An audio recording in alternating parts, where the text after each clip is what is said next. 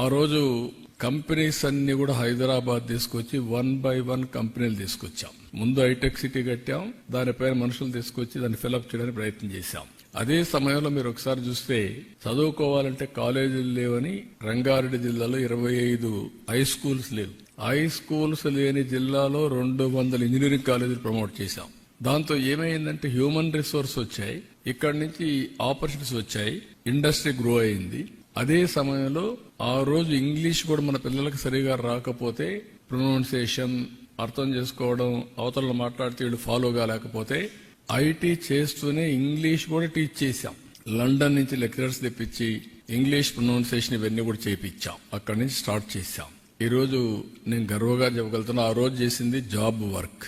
95 నుంచి మన వాళ్ళు బిగిన్ చేసింది జాబ్ వర్క్. అంటే అమెరికాలో డే టైం డాక్టర్స్ ప్రాక్టీస్ చేస్తే మనకు వాళ్ళకు రాత్రి, మనకు డే టైం, వీళ్ళు కూర్చొని వాళ్ళు పంపించిందంతా టైప్ చేసి కంప్యూటర్లో యాడ్ చేసి పెడితే నెక్స్ట్ డే మార్నింగ్ నుంచి వర్క్ స్టార్ట్ చేశారు. ఇప్పుడు ఆర్టిఫిషియల్ ఇంటెలిజెన్స్ ఆ వర్క్ కూడా అవసరం లేదు, ఏఐకి చెప్పేసి అది చేసేస్తుంది. మీ వాయిస్ అంతా కన్వర్ట్ చేసి టెక్స్ట్ పెట్టేసే పరిస్థితికి వచ్చాం. అక్కడి నుంచి స్టార్ట్ చేశారు.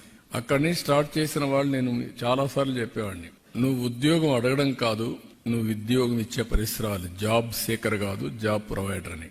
నేను జురిక్ వెళ్ళినప్పుడు మొత్తం 500 మంది 12 కంట్రీస్ నుంచి వచ్చారు, 600 మంది వచ్చారు. వాళ్ళు ఎంత జుబిలియంట్ గా ఉన్నారంటే దగ్గర 25% to 30% అందులో ఆంటర్ప్రెన్యూర్స్ ఉన్నారు. ఐటీలో వెళ్లారు, ఉద్యోగాలు చేశారు. సెక్యూరిటీ కోసం ఒకరు వైఫ్ అండ్ హస్బెండ్ ఉంటే ఒకరు ఉద్యోగం చేస్తూ ఒకరు కంపెనీ పెట్టారు. ట్రాన్స్ఫర్మేషన్ లో వెళ్లారు.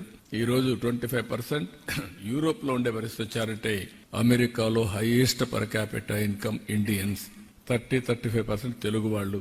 అమెరికాలో ఉండే అమెరికన్స్ ఆదాయం, తలసరి ఆదాయం $60,000. ఇండియన్స్ అమెరికాలో ఉండే వాళ్ళ ఆదాయం $1,20,000.